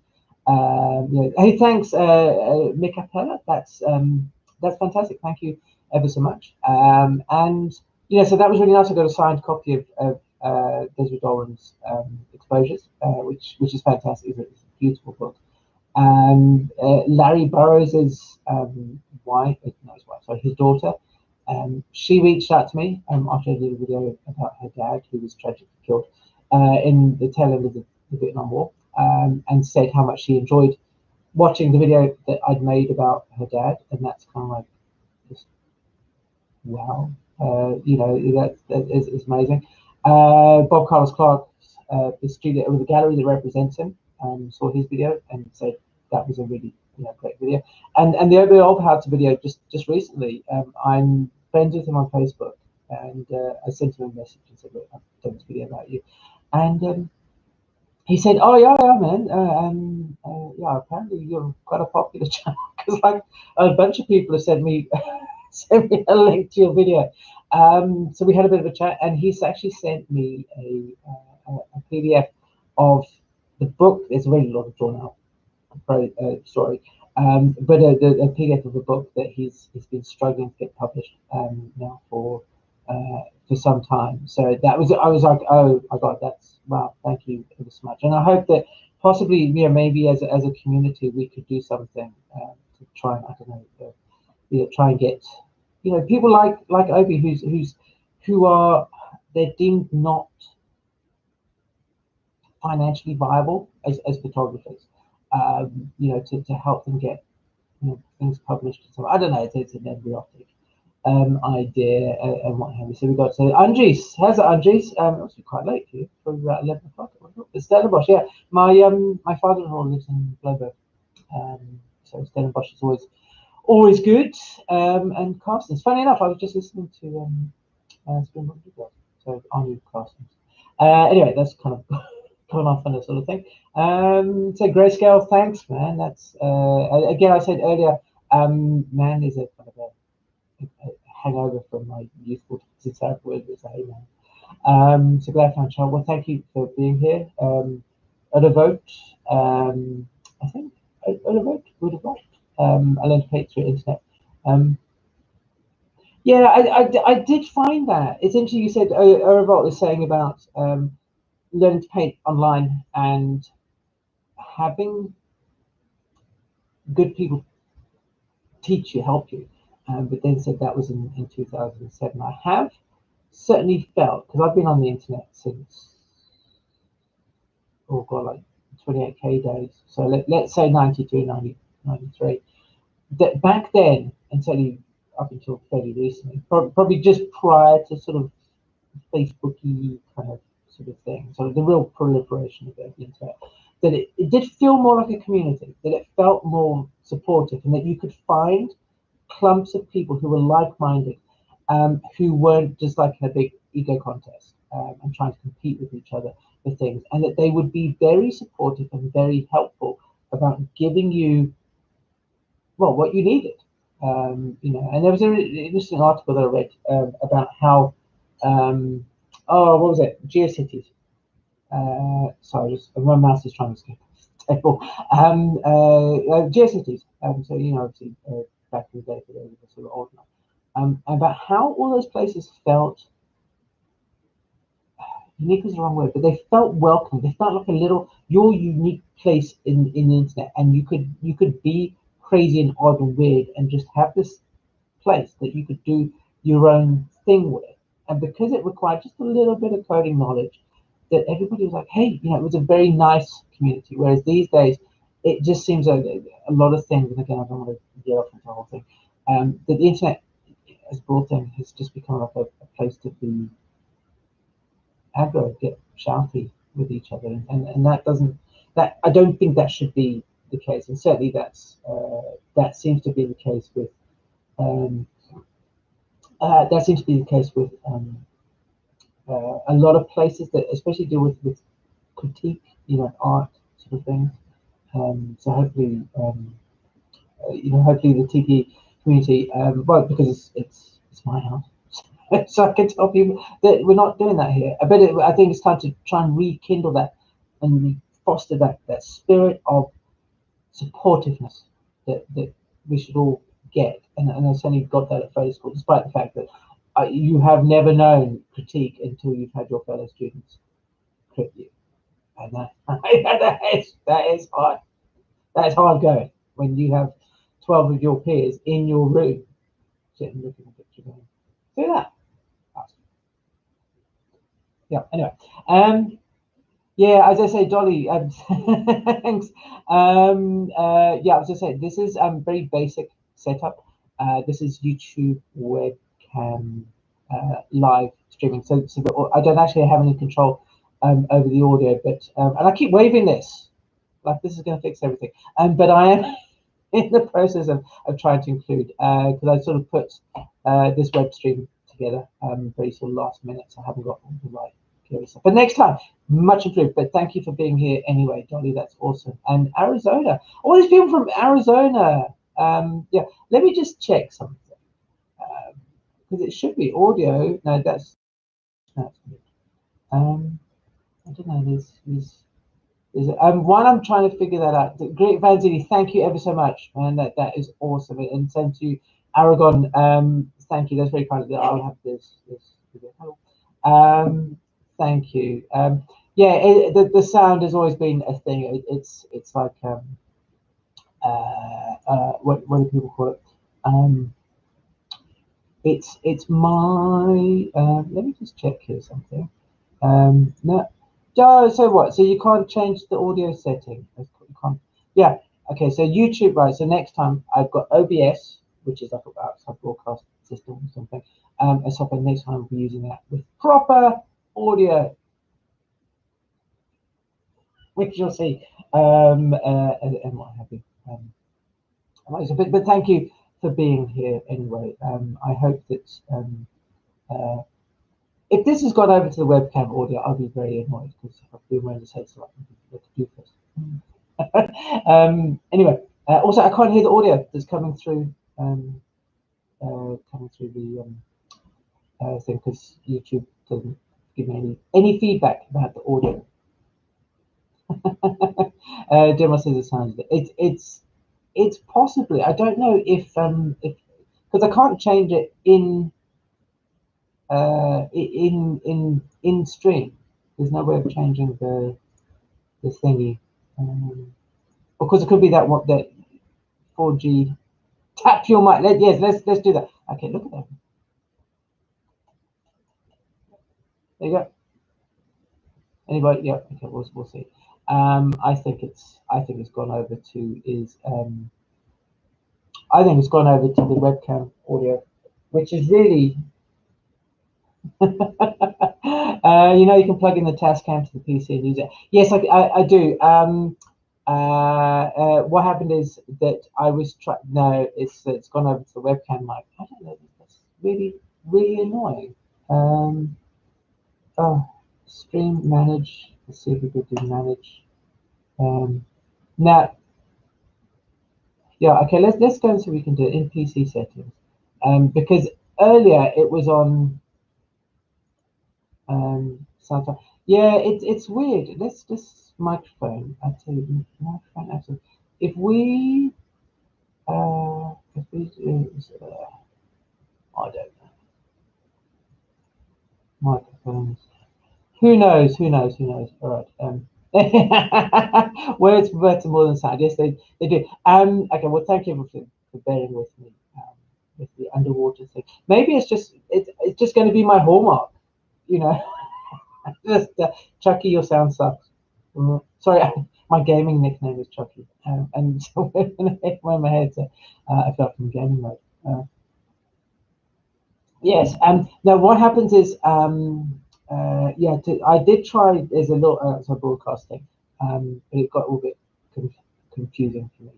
So the next one I'll do with proper mic and what have you. Now they've got the Tascam, I can actually plug in my lav mic, and it'll be a lot better. But yes, you know, we're gonna all come together, and rather than talk about photographs, we're gonna solve my sound issues.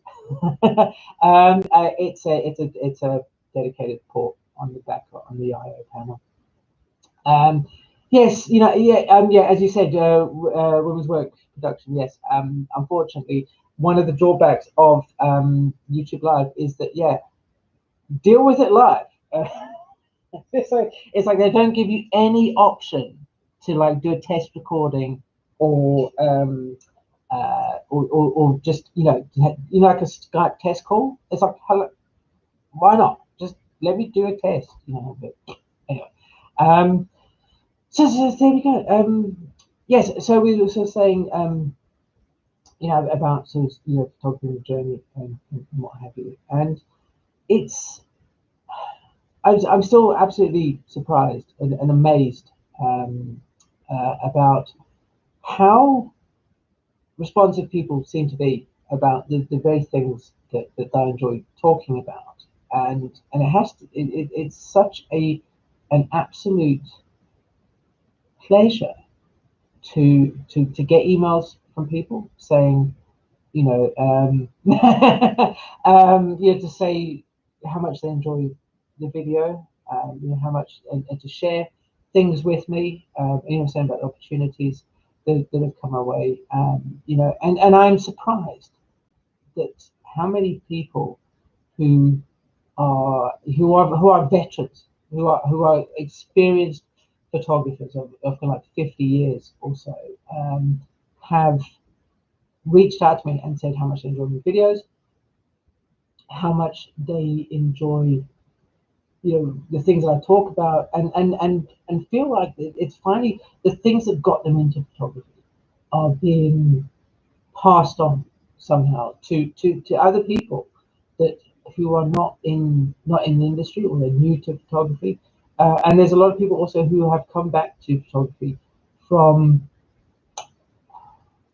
just from years of not doing it, in their kind of their 50s and their 60s, and what have you. And it's so beautiful to see that, and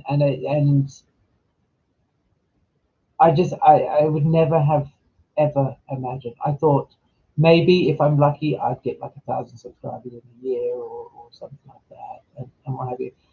But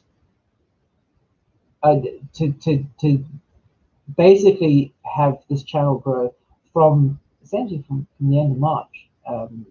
So prior to March, I think very few of you we're here. There's been a couple of people who said that they've been with me since first. There's a couple of names that I've recognised from the beginning, but this is a very new journey for all of us. I have only been making videos since November. As I said, the Rich Gavin one took me 2 weeks. 2 weeks to put together, mostly because I had to learn DaVinci Resolve as I was going along. So anything I need to sit and watch a tutorial, and it's you can do it. Yes, you actually good Paul, good point, Paul. It's a platform that I can't believe that you guys have given me permission to take some of your very precious time and share the things that I miss talking about. I said to somebody this last year or something, that I spent all my time, or I've spent a lot of my time over the last sort of 10 or so years in the UK, being around photographers who don't talk about photography, who talk about lenses and how did you take that picture, and how do you make this price guide, and how do you get clients and stuff. And very few of them want to talk about new topographics, or photographs that just make you smile, and not pictures of smiley kids and stuff, but the very core of photography, all those things that got us into picking up a camera in the first place, the magic of seeing. I think somebody asked, if I still shoot film. I haven't shot film for a while. I do actually have. I've got 5 rolls of Tri-X, which I found the other day. Isn't that lovely when you find random bits of flying around? And when we've completed our house move, I've got space to put in a darkroom, so I will probably do a darkroom. And now that I've older and I've got a bit more financially viable to experiment with wet processes, I'd like to actually try and do some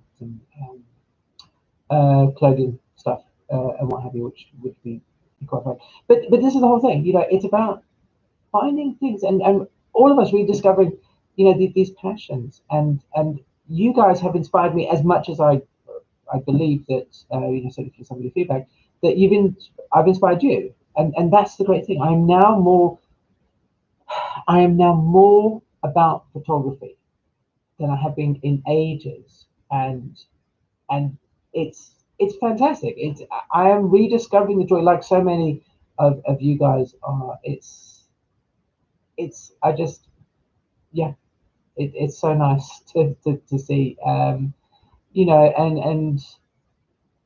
I, there's sorry, I'm just reading some of the comments here. And it's wonderful. And also, I've mentioned a number of times that I was really, really rubbish student, and it's nice to be. Hey, thank you ever so much, Doobie. That's awesome. A little dude doing that thing there. It's fantastic. That there is. I got a chance to show, because the head of my department at photo school is a photographer, Facebook, and I know that he's watched some of these videos, and he sort of follows me on Facebook, and we have chat from time to time.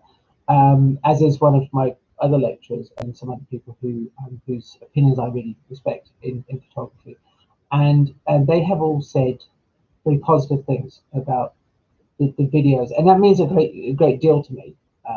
Which I know we say we shouldn't do things for other people, but it's always nice that people whose opinions you do respect go, that's really good. I like it, and it's also, you know, it's nice for me to say to both the lecturers who, with the benefit of, you know, sort of 25 years hindsight, I didn't.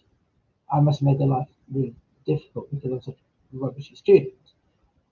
That I did actually get. They got through to my thick skull. You know what?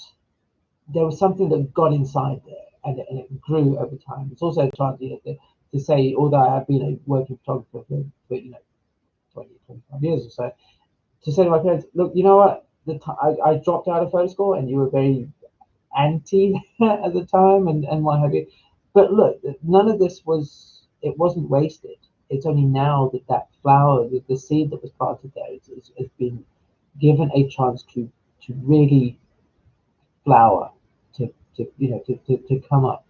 Um, and you guys have given me that opportunity. So I've been doing a lot of gardening recently. So I'm just been fertilizing my growth. But maybe it's just like we fertilizing each other. So which that sounds, no, forget that. It's a terrible thing. But you know, but it's those sort of things that you know, that it's wonderful to have. It's wonderful to have you guys on this journey with me, as I think we all discover the anti-Jared pollen. Maybe I should just get a t-shirt that says "I shoot small JPEG," something like that. You know, and it's got, you know, it's just, you know, it's a wonderful you know, it's a wonderful experience to be able to do this, and you know, I just love it. Oh, look at this. Yeah, Tony Lay says, I know we don't talk about gear too much, but wet processes, and he's in the process of building a 20 by 24 inch webcam. Wow, that's all. See, that kind of gear I find interesting. You know, the alternative processes, those big, oh, like, you know, also. But it's nice, you know. Granny Days. I've heard of Granny Days. I'll be honest, I haven't watched many of the videos. And if you're asking why if you're wondering why the color balance changes every time I scratch my head, I must have something in my head that's connected from here to the to the thing. Was it Volandes? I'm just going to make that up. Because I must have not heard of that. So I'm just put that over there. I've subscribed to Faisal. Subscribe to Landers. No, I've not seen that before, but I'll go and check that out. What happens another day? But yeah, you know, it's Jamaj or Jmaj. Sorry. You know, and it's thanks. You know, I think this is one of the things is that he's saying that, you know, when he found the trouble, when he was searching in YouTube, trying to start this new hobby of photography, is that it is important, I think, that people talk about, you know, how to you know, master the technicalities of the camera, at least understand what's going on with the camera. But you can only take that so far, and then you get into this murky world of we're going to expose to the right and then do this coming back and stuff like that. And it's basically, that's really, I don't know how much, you know, obviously it means something to a lot of people, you know, that they enjoy that aspect of photography. But I have to say, I've never done, I don't even know what back I can even say it, back button focusing is. I mean, see now everybody's going, oh my God, you don't know what background focusing is. But I don't think it really impacts my photography at all. You know, and I certainly don't think for the majority of photographers that sort of thing makes them any better taking photographs. What does make you better at photographs is being in an environment where people say, look, this is various options that you can try. Have you considered doing X, Y, and Z things? But not in the case of going, so I'm going to try. John, I'm sort of thinking, ideally I'd like to do sort of one a month. I think that would be quite nice on a Friday. It also means that it will give me time to iron out some of the audio gremlins, which is quite good. But thank you ever so much for being here, and have dinner. I had dinner a while ago. We had some tea. Yeah, you know, we're talking about people who are offering advice but not trying to make you them, and the internet's full of those kind of people saying that but you know, people say I would have done X, Y, Z things, and that doesn't really help a lot of new photographers because they're trying to then be like the person who's teaching them, you know, because they're trying to copy what they do exactly. It's the same as buying a Lightroom preset. Well, fine. You know, I get it that there is, it's the same as buying a cookery book and people teaching you to make a dish like they make it.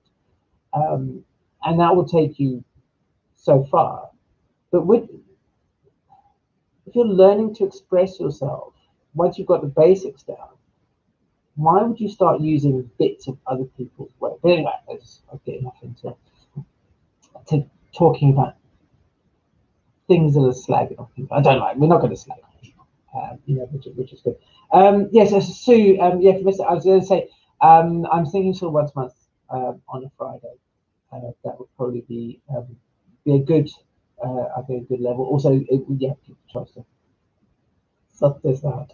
Not my teeth. My teeth were the top half sorted out years ago. Yeah, I sorted out the headset mic thing. Which have you? Yeah, so once a month, and it'd be really nice to do little sort of Q&As and stuff there. What camera is in my pocket when I leave the house? That's it. If I do like to take pictures, I just use I use my camera. So I'll take a picture of you guys right now for my first live stream. Ooh, look at that! Very meta. Me taking a picture of you, taking a picture of you, taking a picture. But that it is literally that. I do the majority of my photography on my iPhone these days, simply because it is the camera that I have to have. I also now have usually a 3-year-old attached to my leg, and not the best accessory I find for taking photographs. So the iPhone's a lot easier. And also, having grown up in South Africa, I do feel ever so slightly uncomfortable walking around with a larger a camera in my hand. All my cameras are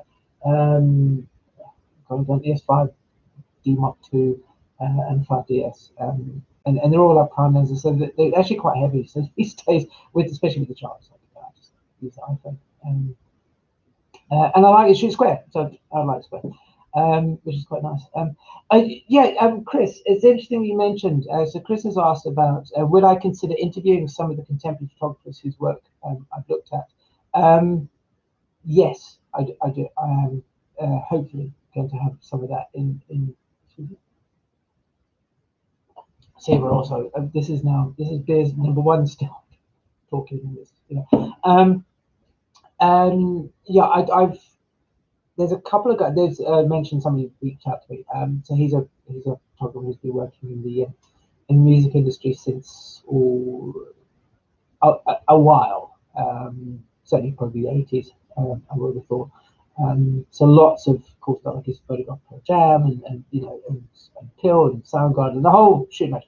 So yeah, I thought it'd be quite interesting to have an interview with him. There's another guy. There's a Dutch photographer who is currently doing an exhibition. So I'm going to talk to him about his photography. And then there's a company that makes backdrops, and I've been in communication with their owner about talking to some of their ambassadors. So Dan Winters is one of them, and he's going to ask around and see who would be interested in having a chat. So yes, I think that would be a very useful sort of thing, because you know, certainly we can all learn, I think, so much from listening to other photographers' perspectives of their take on things. And I do think it's a shame that the photographers recent, let's say the last sort of 10, 15 years or so rarely get exposure. So in the mainstream media, at least here in the UK, that there was a period in the sort of the late 70s where there was a whole bunch of documentaries, shows about you know, about the old great photographers, you know, Bill Brandt and things like that. And I use some of those as source material for some of the videos. So by having a series of interviews would be fantastic. So if you guys are up for that, yeah, by all means. You're quite right. An iPhone is not a camera, but it has a lens attached to it, and it can take some pictures. You know, because it's not a darkened room. So we go. Killian is asking, you know, do you smell a good photo around the corner? No, you just smell my 3-year-old. It's coming. I don't know if I can. Yeah, I get where you get like this idea of an instinctive sort of thing. When I was a wedding photographer, I shot in a documentary kind of style, and you do get a feel. You get a feel for when something's going to happen, when things are coming together, and it a lot of the time it's come from just from watching what's passing me by, and I think that's kind of one of the things is you want to walk.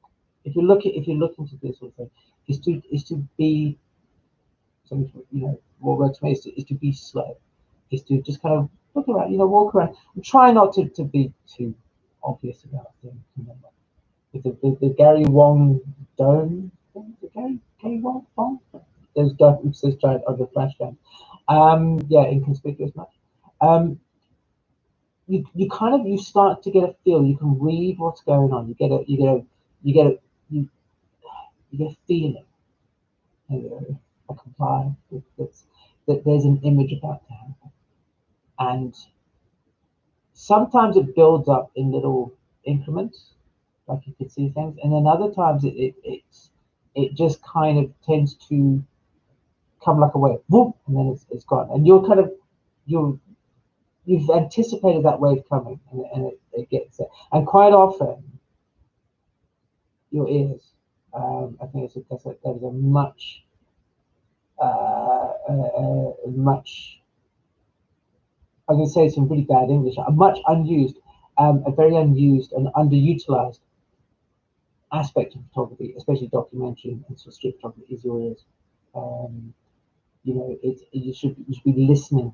You know, wedding is a good example. People cheer and they get vocal about something interesting that's happening, and that's kind of that's a cue that there might be something behind you that's going on. So, you know,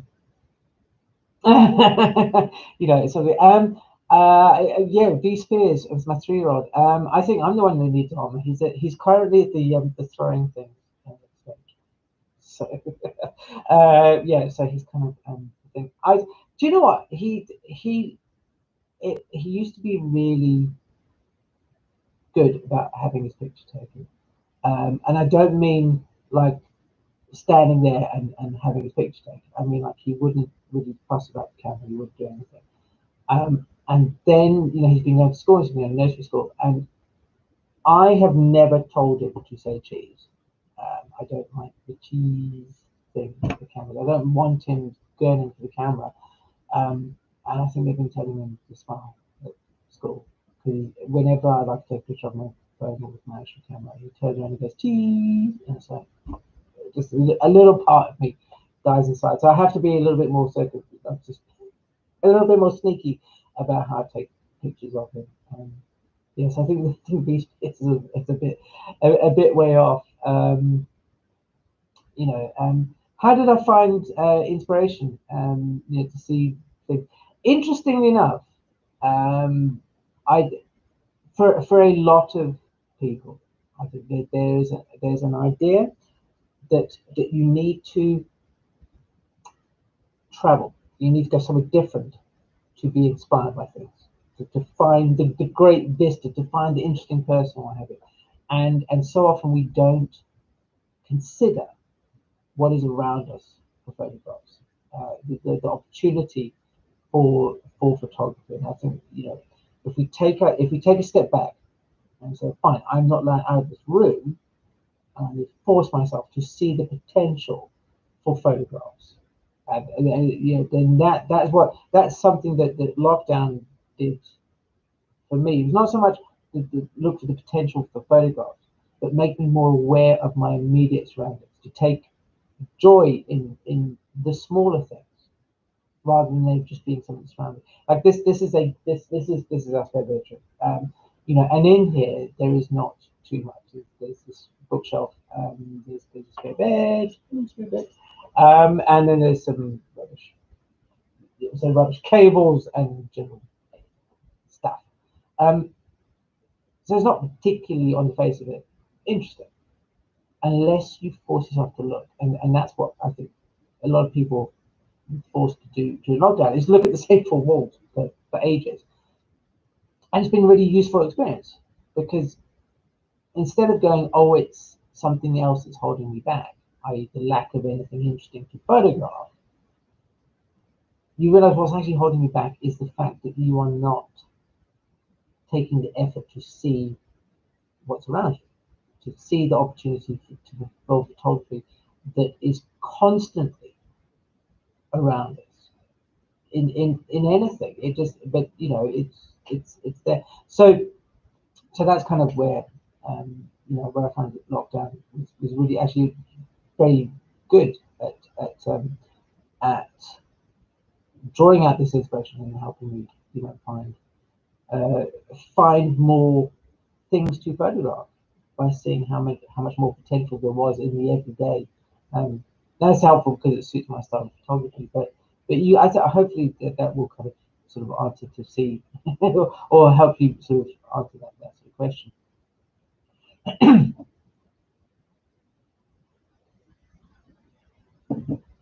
My William Eggleston was a very good example of that. I know it's not to everybody's taste, but I'll probably misquote it. But apparently, when he first started taking photographs, he was bitching to his wife that there was nothing good, there was nothing pretty to take photographs of. When he lived with Memphis, and everything was ugly. So his wife said, "Well, go and photograph the ugly things," which of course he did. So you know, so that's the other thing. So I must have missed this first comment about the B&H event space. I'm assuming that these are the same sort of videos where they've had like Brian Smith and Dan Richards talking about their photography, where they kind of video chats that they're doing to sort of to photographers. I'm going to guess that it probably is, because that's one of those things that that I've seen a couple of those on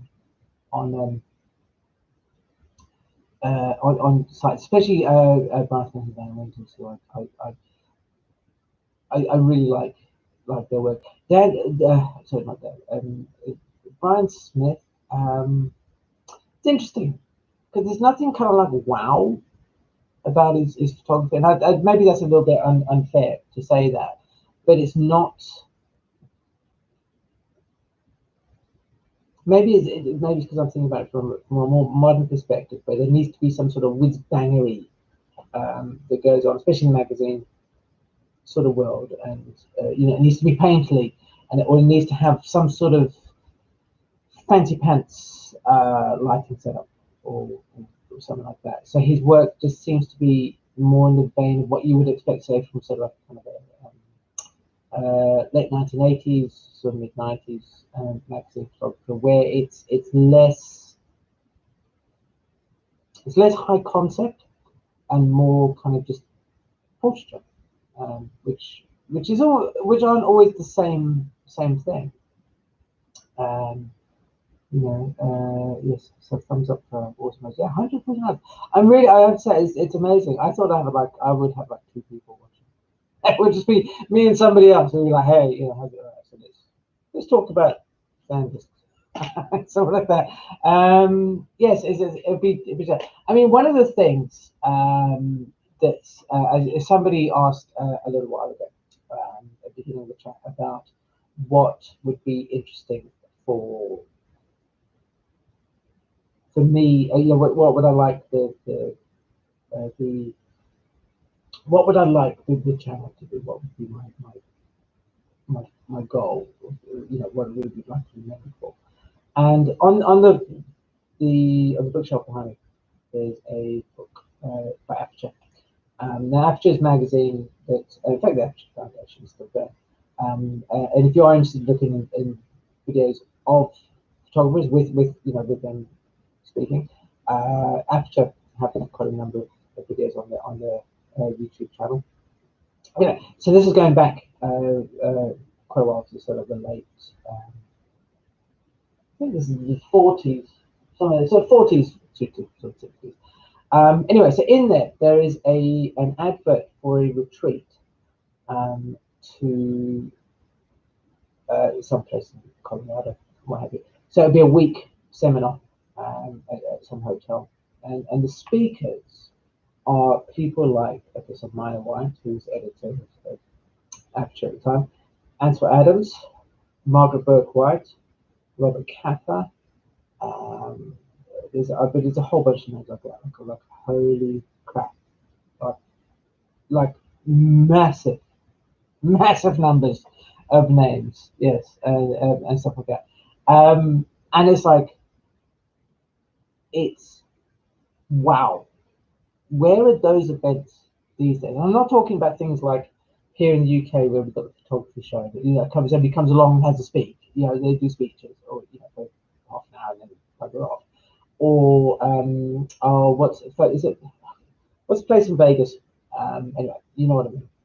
TPA, Imaging, whatever it's called. And not that when somebody gives up and gives a speech and then buggers off.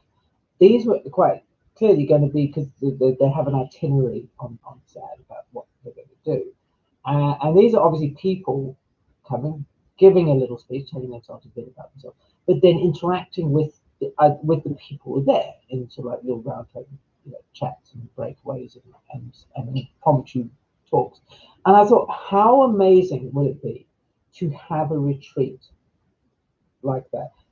Pitt, thanks ever, man. That's awesome. Greets from Luxembourg. See, people from all over. I love it. I love it. Thanks, Pitt. It's been really great to have you here. And I think that sort of environment, and I appreciate that times have changed slightly, would be amazing. How great would it be? Because I found what's improved my photography, the way you photography and my passion for it, is being around people like that and having these discussions, albeit on far smaller scales. So imagine that if you had a retreat of not thousands of people, you know, like maybe, you know, 10, 20, 30, 40 people. They're small enough to still be intimate. But then have somebody, you know, like Alex Off being there, or Dan Winters, or, you know, all these people who are great photographers today, you know, who I feel got something also to say about photography. And that book, Aperture, and I know I keep books.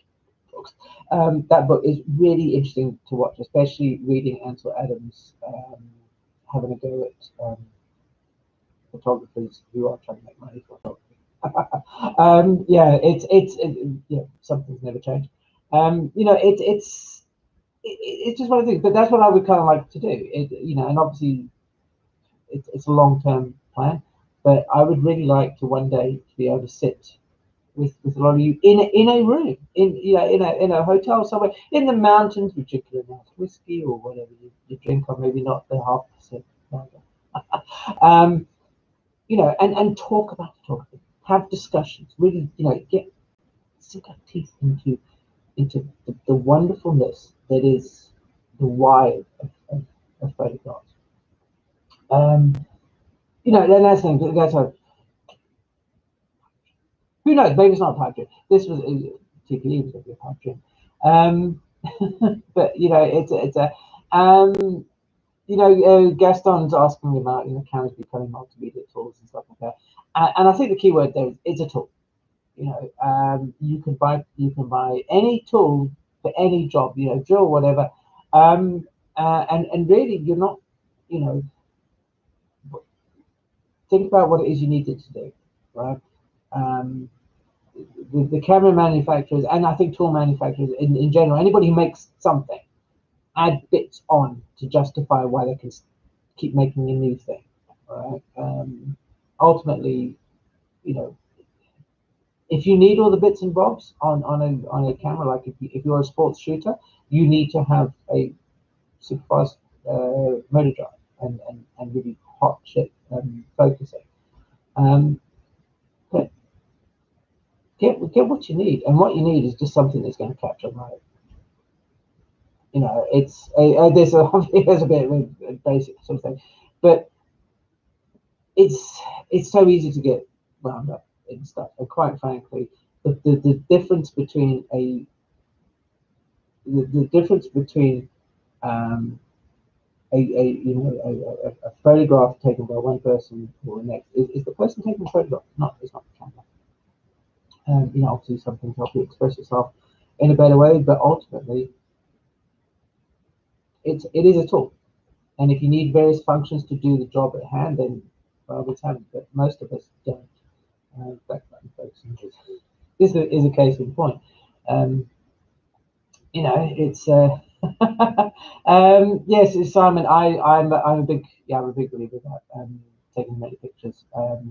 And there is an episode coming up about sort of family photography, um, and I think it's a great shame that people are given the ability to delete pictures that they think are not worthy right now. And in my life as a family photographer, sorry, excuse me, what really gets my goat, which I get so angry about, is when mothers sit and they look at the pictures and they go, "We're not having that one because I look awful in it, or I don't like the way I look." And you look at them, obviously, as an outside person, and you go, "What? What is the problem here?" You look, yeah, you know what I mean. And they just delete photos of themselves and then, you know, of their children and stuff like that, because they don't fit a certain narrative that you have about them. And those photographs are then gone. That moment is gone. It's just disappeared. You can't go back and have it again. And when that person is long gone, and those photographs are all that remain of that person, there will be giant gaps in their life because that person was long gone. Oh, my phone looks big in this one. Their their children, their grandchildren, don't give a rat's ass about the size of that bum or whatever. They just want to see their mum or their daughter or, you know, whoever. That's sorry. Yeah, I get right, but that's a sort of you know, a sort of thing like that.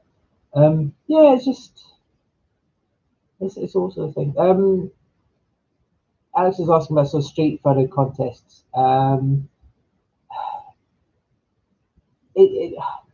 Contests are very, I don't know. If you want to go in a contest, then by all means, I think, are you going to learn anything from being in a contest or seeing work? I don't think you necessarily learn anything from being in a contest. Looking at the work of other photographers who have been in that contest is probably helpful from an inspiration point of view, and seeing the work of other photographers. The biggest thing with contests is that they are a giant echo chamber, and that's always the big issue. And it's the same at photo school. It's the same wherever there is any element of grading or competition or marking or anything like that, that you will have to conform to what the person who is marking you or grading you or judging you wants. And okay, they appreciate that there should be formal themselves, but what happens is all the pictures that do well is because they tick certain boxes. Or you get a situation like the Taylor Wessing portrait competition here in the UK. So the Taylor Wessing is the portrait competition where or in the UK, so it's quite famous. Anyway, one year a redhead won. So the next year, most of the entries are redheads, right? Then it was a set of redheaded twins that won. So what happened next? The year after that, it's redheaded twins, and so on and so forth. So this is kind of what happens: is people see what won the year before, and then there's a deluge of that kind of image, and you see it so often. And so competitions really are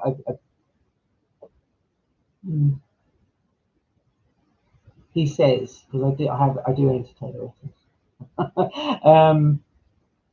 But yeah, I think if you're looking at them as a place to learn, I think you get more traction from looking through people's books or going to a library or just going online and looking up great photographers. If you Google great photographers, there'll be the whole list.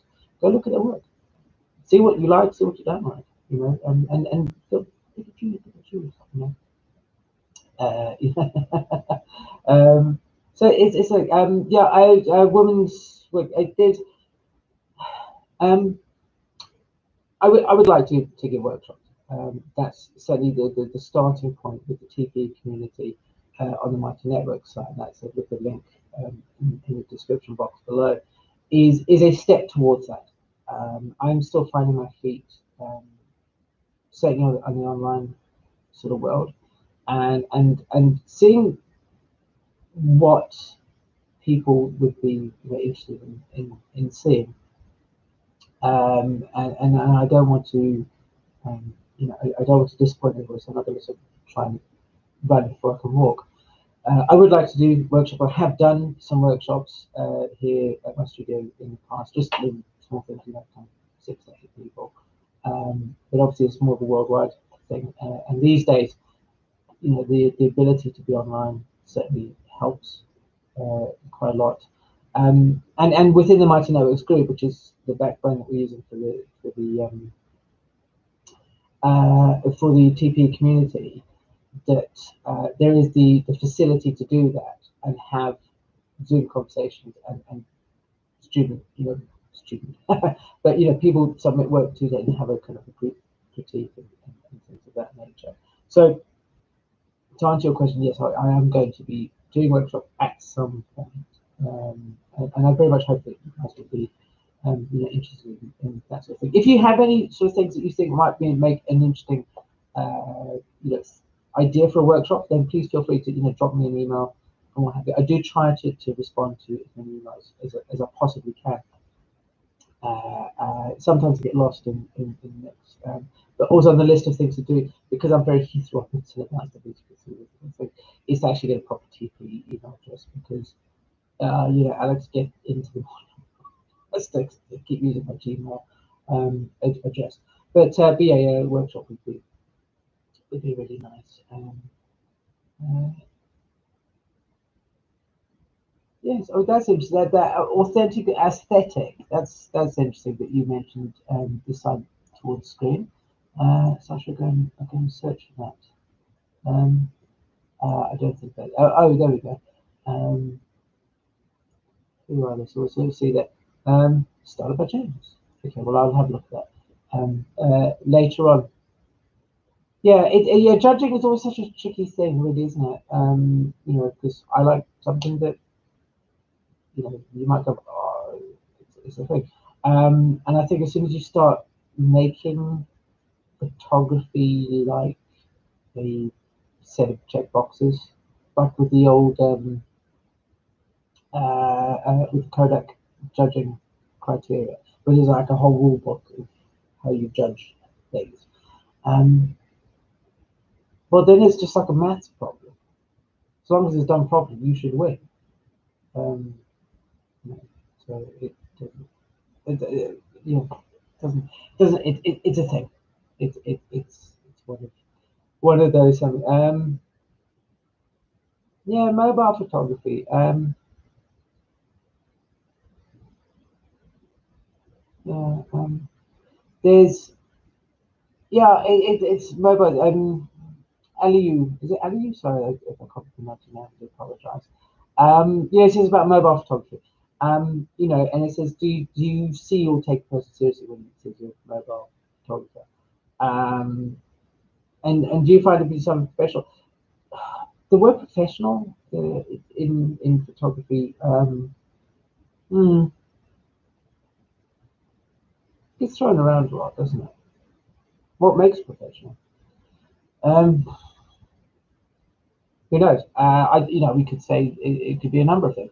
Is it because it's somebody who makes their living from photography, or is it somebody who just charges for photography, or is it a way that you behave? And I've always felt probably the third, because I know a lot of people who are by definition amateur photographers who behave in a professional way, and I know very many professionals who behave in a decidedly amateurish way. And so ultimately, I think it's how you behave. I think it's bad. It's not about whether or not you charge money for the photography or Paul's like, everybody's going to DM me. Um, it's not. Sorry, I've been working with. I just realised I've got a dirty finger. I've been doing some gardening today. My Cabernet Nero has been attacked by. Um, the being professional um, is a state of mind. Is the way you behave. It's about how you think about the process. It's about how you treat the medium of photography with respect. I think it's, and that's not to say that you take honesty seriously and stuff, but you treat the thing with respect. That you do as good a job that you feel that you can do. The camera that you use does not make you a professional. I think, and I can't emphasize that enough. It does not make you an amateur. It does not make you professional. It certainly doesn't make you good or bad. The best wedding that I ever photographed, and if you are interested, because it is on my Facebook page, my personal Facebook page. I'm not going to give the link, but I think you can find my real name, and my Facebook page is fairly public. There's a wedding on there. It was a very dear friend of mine. That wedding was photographed entirely on a plastic fantastic 50mm, so the Canon 1.8 plastic 50mm. Most people, a lot of people would say that's a completely unprofessional thing to do, because it's not a pro lens. Um, but it's like, so yeah. So no, I don't. If somebody tells you just because you have a mobile, you use a mobile phone to take pictures, doesn't make you any less professional. That is, they're better now than they were. The thing when digital started coming in, 15. years ago, some also properly. So the image quality is a lot better. So yeah.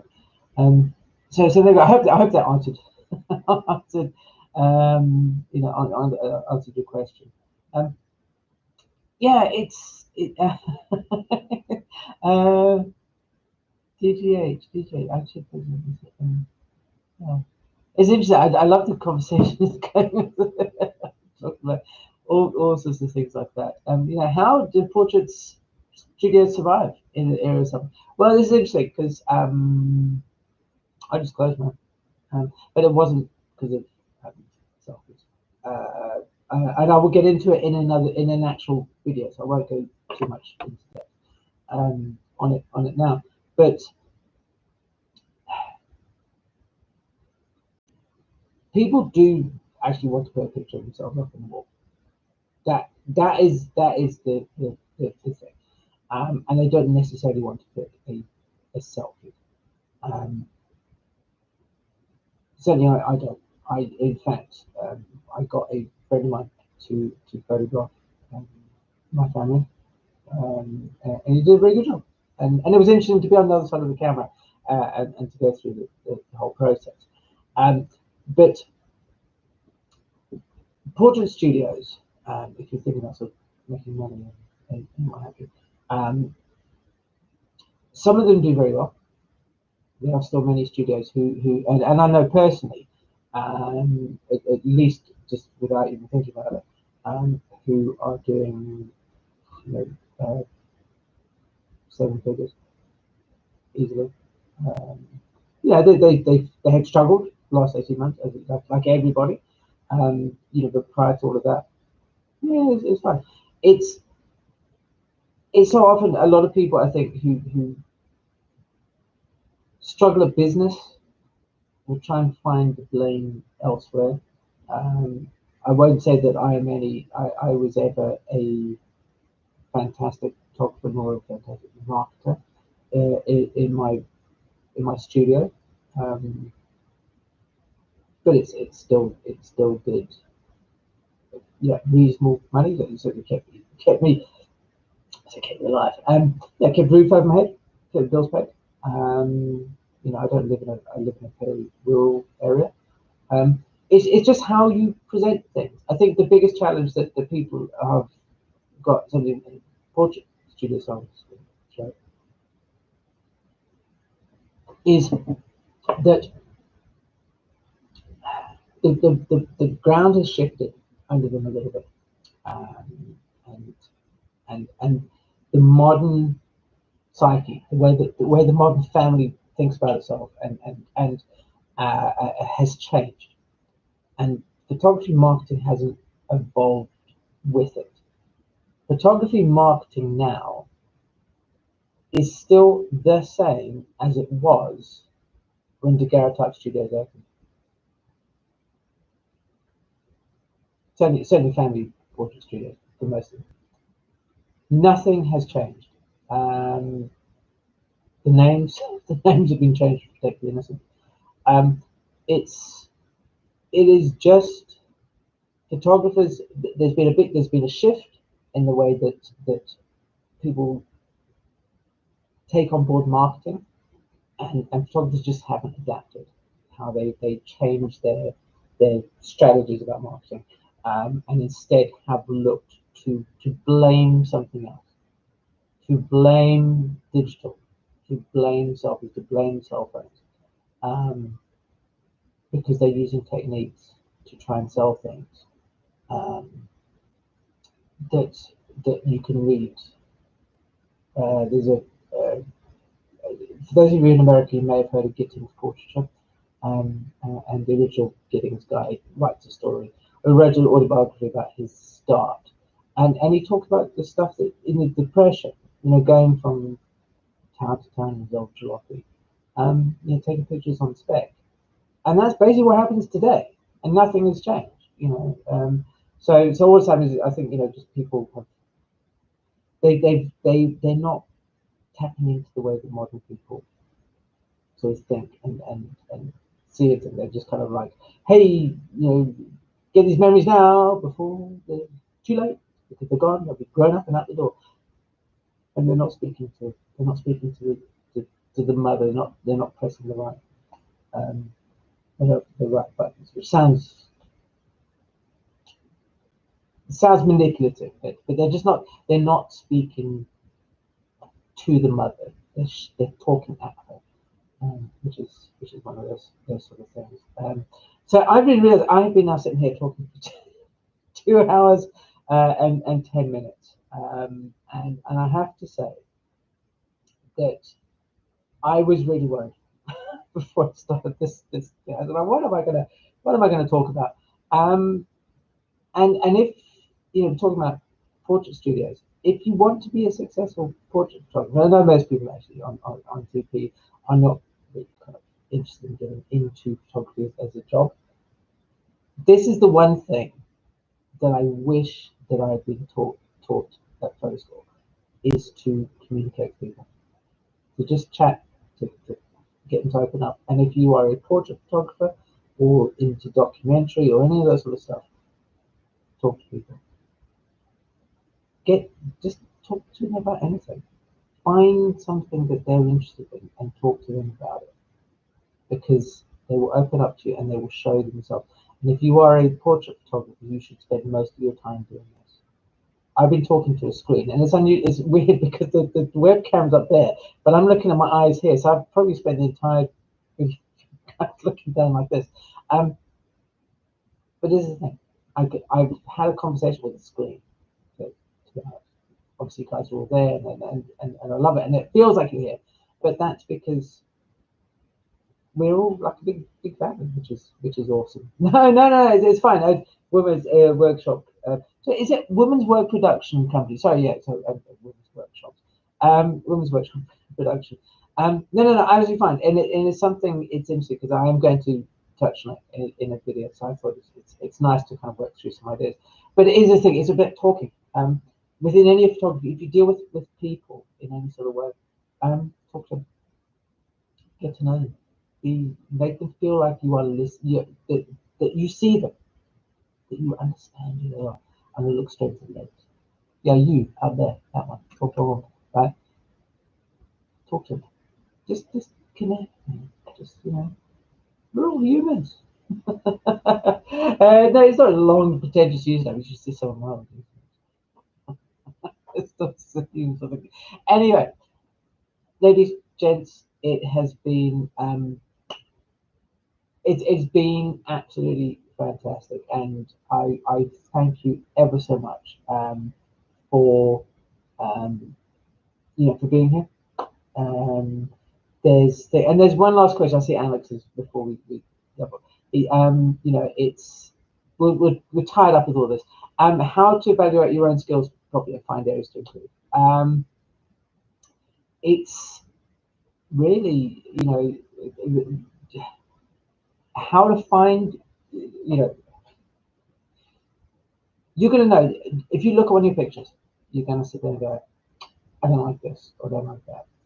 I think that's the thing. That answers your 2 questions. You can look at one of your photos and go, after you've taken it, go, okay, what don't I like about this picture? Its composition's a bit off. Maybe this is pick one thing. Pick one thing at a time and work on that one thing. Right? Just don't confuse your mind. Pick one thing. Pick one thing, and you will know about evaluating your skills, because ultimately, if you're not happy with it, then that's all you need to know. Right? You can, for the most part, it's here. If it's not feeling it here, it probably needs to be improved, polished until it feels better for you here. Right? If you really want to get input from somebody else, find somebody who you trust and ask them if you're being overly sensitive to that one thing which you feel is a problem. But don't ask your partner or your wife or your husband or whatever like that, because they're too close to you. It's somebody whose opinion you value, but who's not emotionally attached to you. Yeah. So there we go, guys. It's been awesome, and I think this side towards screen, dude, man, I have no idea. Sorry, Yeah, no, you've been here like the whole time. It's lovely. Thank you guys, all of it, and hopefully it won't be too long before sitting here going, hey, 2 million views, and you know, who knows, 35,000, maybe 7,000. It's awesome. Okay, thank you ever so much. Have a wonderful weekend wherever you are. If it's the beginning of the day for you, have an awesome Friday, and yeah, so stick tuned. I'm going to show you thing on Monday. If you have enjoyed the live stream and you'd like to support the channel, please just drop me a little note below. Use one of the options, whatever. It'd be fantastic. I really appreciate it. And yeah, I'll see you all again soon. Thank you for being here. It's been awesome.